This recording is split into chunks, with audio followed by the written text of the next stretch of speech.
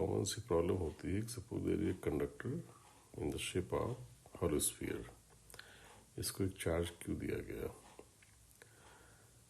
इसकी inner radius outer radius में पता है। अब पूछा था कि इसकी इनर सरफेस पे क्या चार्ज होगा, क्या चार्ज डेंसिटी होगी, आउटर पे क्या होगा, बीच में कुछ चार्ज होगा कि नहीं होगा, होगा तो कितना होगा। तो इससे रिलेटेड एक सिंपल कॉन्सेप्ट है कि किसी भी कंडक्टर को जब भी चार्ज देंगे तो चार्जेस अपने आप को पहले रीडिस्ट्रीब्यूट करेंगे इस तरह से कि हर जगह एवरीवेयर पोटेंशियल क्या हो जाए, सेम, इक्वल या कांस्टेंट होने के साथ साथ आई शुड से सेम हो जाए थ्रू आउट कंडक्टर। ये इम्पोर्टेंट पॉइंट है, क्योंकि अगर पोटेंशियल डिफरेंस हुआ तो इलेक्ट्रिक फील्ड होगी। इलेक्ट्रिक फील्ड का हम लोग जानते हैं पोटेंशियल का ग्रेडियंट होती है dy/dr। साइन पे नहीं जाना है इतना। पोटेंशियल डिफरेंस अगर है नहीं, उसका डेरिवेटिव एग्जिस्ट कर रहा है पोजीशन के साथ, फील्ड होगी। और फील्ड है, इलेक्ट्रिक फील्ड है, जो कि कंडक्टर है। कहीं भी इलेक्ट्रिक फील्ड अगर यहाँ है, कंडक्टर होने की वजह से चार्ज इसमें फ्लो करेगा। बट फाइनली चार्जेस अपने आप को फ्लो करते करते इस तरह से डिस्ट्रीब्यूट कर लेते हैं कि हर जगह पोटेंशियल सेम हो जाए। जब हर जगह पोटेंशियल सेम हो जाएगा तो ऑब्वियसली पोटेंशियल का डेरिवेटिव पोजीशन के साथ जीरो हो जाएगा, तो इलेक्ट्रिक फील्ड जीरो हो जाएगी। तो चार्जेस फ्लो करते हैं ड्यू टू फील्ड, लेकिन वो फील्ड को जीरो करने के लिए फ्लो करते हैं। इस तरह ध्यान रखना चाहिए, जिस कारण से वो फ्लो करते हैं फाइनली उस कारण को मतलब खत्म कर देते हैं। एक सिंपल फैक्ट ऐसे याद रखें। तो अब इसमें कैसे डिस्ट्रीब्यूशन निकाला जाए। Suppose we consider a surface passing from this conductor. जैसे मैंने भी बताया कि कंडक्टर में हर जगह पोटेंशियल सेम हो जाएगा। पोटेंशियल सेम हो जाएगा तो फील्ड जीरो हो जाएगी। जब फील्ड जीरो हो जाएगी जहाँ जहाँ कंडक्टर है, तो इन सब जगहों पर फील्ड जीरो हो जाएगी inside the conductor. But surface पर फील्ड हो सकती है। तो कंक्लूजन ये हुआ कि फील्ड इनसाइड कंडक्टर, इनसाइड मतलब जहाँ उसका मेटेलिक पार्ट है, राइट। इनसाइड का ये मतलब नहीं कि स्पेस, इनसाइड का मतलब जो मेटल पार्ट है, इसके यहाँ फील्ड जीरो होगी। और अगर यहाँ फील्ड जीरो होगी तो सरफेस पे हो सकती है, बट होगी सरफेस के नॉर्मल होगी अगर हुई तो, राइट। क्यों अलोंग क्यों नहीं होगी, सरफेस के अलोंग क्यों नहीं हो सकती, क्योंकि सरफेस के अलोंग फील्ड एग्जिस्ट करने का मतलब चार्जेस को फ्लो करने के लिए फिर से एक फोर्स मिल जाएगा। और जो कि सरफेस के अलोंग फ्लो हो सकता है, सरफेस का नॉर्मल क्यों नहीं हो सकता, क्योंकि नॉर्मल तो सरफेस को छोड़ना पड़ेगा। कहीं भी सरफेस को छोड़ना इज़ वेरी डिफिकल्ट।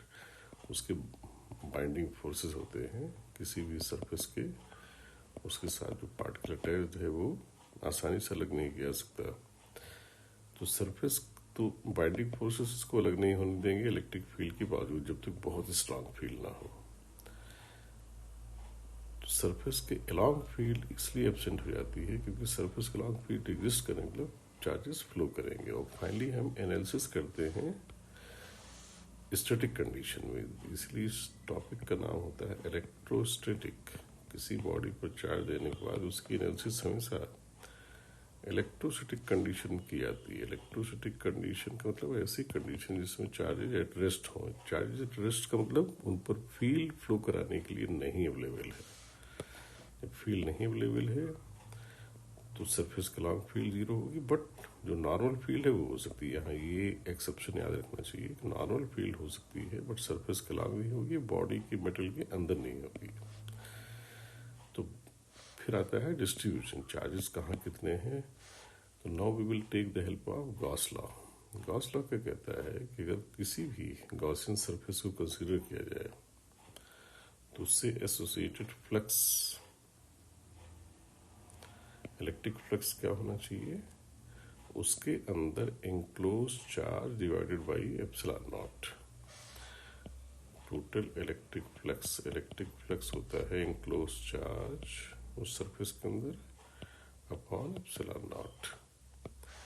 तो ये जो सरफेस हमने लिया है बॉडी के अंदर से पास होता है वो ये मेटेलिक है, तो यहाँ फाइनली फील्ड क्या होगी, जीरो, जैसा भी बताया था। फील्ड जीरो होगी तो यहाँ फ्लक्स जीरो होगा, हर पोर्शन से फ्लक्स जीरो, तो टोटल एंक्लोज चार्ज यहाँ जीरो होगा, राइट। तो जो भी चार्ज हमने दिया है वो इसके अंदर तो हो ही नहीं सकता, फिर सरफेस भी नहीं होगा, मेटल के अंदर भी नहीं होगा, फिर कहाँ होगा, चार्ज हमने दे दिया, that has to be then on the surface. ये सारा चार्ज सरफेस पे आ जाएगा। अब वो है बड़ा कॉमन सा रियल, बट लॉजिक मुझे डिस्कस करना था। यहाँ चार्ज जीरो है, यहाँ चार्ज होगा जीरो होगा, वो सारा चार्ज सरफेस पे होगा। तो surface charge density inner surface पे क्या हुई, zero. Surface charge density outer surface पे क्या हुई, क्यू अपॉन 4πb²। फिर इसी में एक दो कॉन्सेप्ट और समझा सकते हैं। अगर फील्ड का और पोटेंशियल का इसमें ग्राफ पूछा जाए तो फील्ड और पोटेंशियल का ग्राफ कैसा होगा,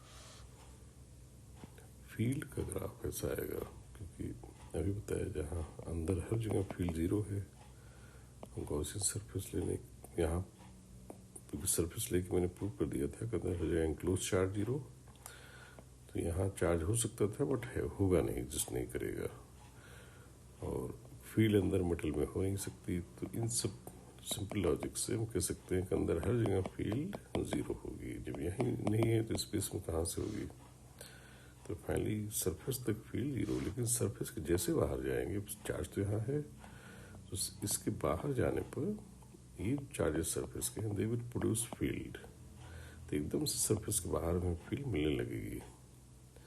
और वो निकालना डिफिकल्ट नहीं है, पता है स्फेरिकल डिस्ट्रीब्यूशन हो चार्जेस का, तो उसकी वजह से फील्ड पाने के लिए सारे चार्ज को सेंटर पर रख देते हैं। तो बाहर फील्ड पाने के लिए यहाँ एक पॉइंट चार्ज क्यों मान लेंगे, तो Q/R² से फिर फील्ड का वेरिएशन होगा, आगे आर बढ़ने पर फील्ड घटेगी। और हमें पता है कि फील्ड अगर कहीं नहीं है तो वहाँ पोटेंशियल डिफरेंस नहीं होगा। जब इन सारी रीजन में फील्ड जीरो है, पोटेंशियल डिफरेंस ना होने का मतलब पोटेंशियल कांस्टेंट होगा। आई कांट से जीरो होगा but it will be constant. तो सेंटर से सरफेस तक पोटेंशियल कांस्टेंट होगा। फिर सरफेस के बियॉन्ड जब जाएंगे, क्योंकि फील्ड एग्जिस्ट कर रही है, फील्ड के लॉन्ग चलने से पोटेंशियल घटता है। वैसे भी बाहर पोटेंशियल पाने के लिए सारे चार्ज को जो भी सरफेस पे था, यहाँ सरफेस पे चार्ज है जैसे पहले बताया था, इसको हम लोग सेंटर पर मान लेते हैं। बाहर फील्ड या पोटेंशियल देखने के लिए अगर स्फेरिकल चार्ज डिस्ट्रीब्यूशन हो तो बाहर फील्ड या पोटेंशियल के लिए सारे चार्ज को सेंटर पे, तो 1/r के फार्मूले से पोटेंशियल घटेगा, राइट। ये ग्राफ पोटेंशियल का हो जाएगा और ये फील्ड का। ऐसे दूसरी तरफ बना देंगे।